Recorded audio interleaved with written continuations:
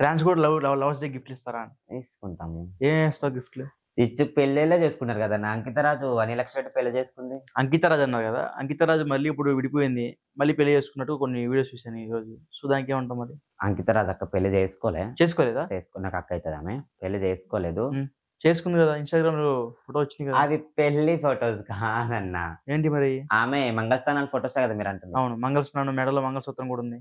అంటే మళ్ళీ సర్జరీ అయిన వాళ్ళకి మంగళసూత్రం పడతారు కదా. పెరుగుతుంటే ఒకరోజు ఇట్లనే నేను నార్మల్గానే ఫోన్ చేసిన, ఎప్పటిలాగానే ఫోన్ చేసి మాట్లాడితే నీకు క్వశ్చన్ చెప్పాలన్నా, నేను నీకు క్వశ్చన్ చెప్పాలి, నేను నైట్ 10:30, 11 లోపు కాల్ చేస్తా అన్నాడు. ఎప్పుడు చేసే టైం అది. సరే అన్న, అప్పుడే ఫోన్ చేసిండు. ఫోన్ చేసి ఏంటి చెప్పంటే, నేను ఫస్ట్ నువ్వు చెప్పంటే నేను నిన్ను లవ్ చేస్తున్నా అని చెప్పినా కదా. ప్రపోజల్స్ ఆ టైంలో అయిపోయినాయి. Okay, next. మీకు ఎప్పుడు నుంచి గొడవ అయింది?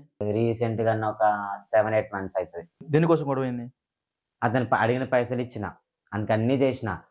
ఎన్ని పైసలు ఇచ్చావు? 4 lakhs పైన ఇచ్చిన. 4 lakhs దేనికి అన్ని డబ్బులు ఇచ్చావు?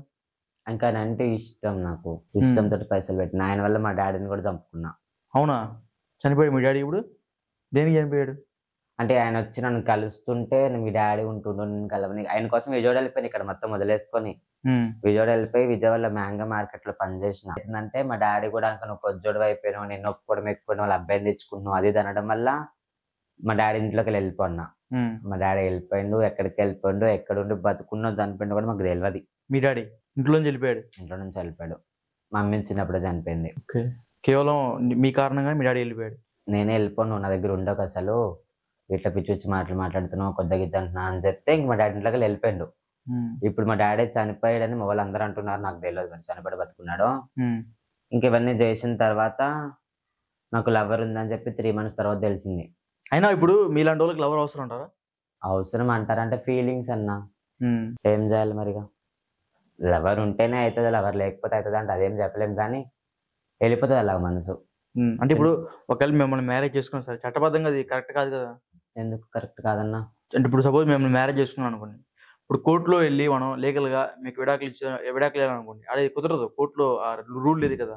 రూల్ లేదు, కానీ మరి ఏమన్నా అవన్నీ ఆలోచిస్తాం లవ్ చేసేటప్పుడు. మనం చిన్నప్పటి నుంచి అన్ని ప్రేమ, అమ్మాయి అబ్బాయి ఆలోచించినప్పుడు అలాంటి ఆలోచించవచ్చు, కానీ మీ ట్రాన్స్ అట్లా లవ్ లో ఉన్నప్పుడు ఇలాంటివన్నీ ఆలోచించాలి కదా? మరి ఆలోచించాలి, కానీ ఇంకా అప్పుడు మైండ్ ఎవరికి రాదన్నా, వెళ్ళిపోతుంది అలాగా. వాళ్ళు చెప్పిన మాయ మాటలకి, వాళ్ళు చెప్పిన అవి ఇవి సోదికి వెళ్ళిపోతుంది మనసు, కరిగిపోతుంది. వాళ్ళు ఏదంటే అది చేయాలి, ఏదంటే అది చెందాలి. మస్తు చేసిన అన్న. ఓకే, మీ లైఫ్ ఎక్కడి నుంచి స్టార్ట్ అయింది వాళ్ళకి? అంటే ఇప్పుడు ఎక్కడ వరకు చదువుకున్నారని? నేను 9th అన్న, 9th వరకు చదువుకున్నా. 9th తర్వాత కొద్దిలోకి వచ్చేసిన, ట్రాన్స్ అయిపోయినా.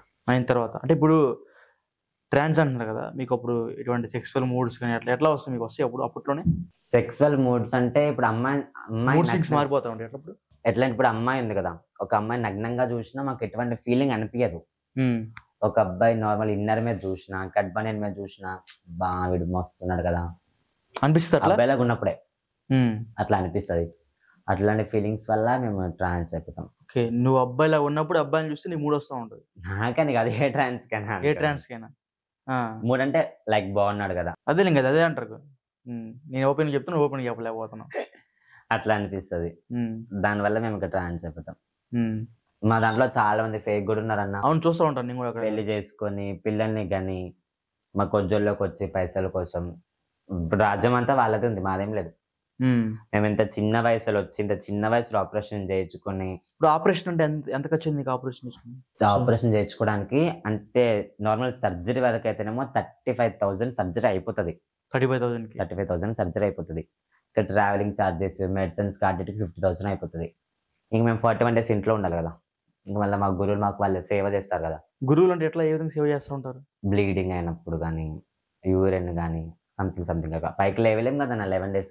ఓకే, థర్డ్ డే దొంగ నీళ్ళు అంటారు కదా, అదే పుష్పదానాలకు ఎట్లా దొంగస్థానం చేపిస్తారు, మాకు కూడా అట్లనే థర్డ్ డే స్నానాలు చేపించడము. ఇంకా అట్లాంటి ఆయన చిన్న చిన్న సేవలు చేస్తారు కాబట్టి ఇక మా గురువు వాళ్ళకి మొత్తం మేము 41 days క్లోజ్ అయ్యడానికి 1,50,000 అవుతుంది.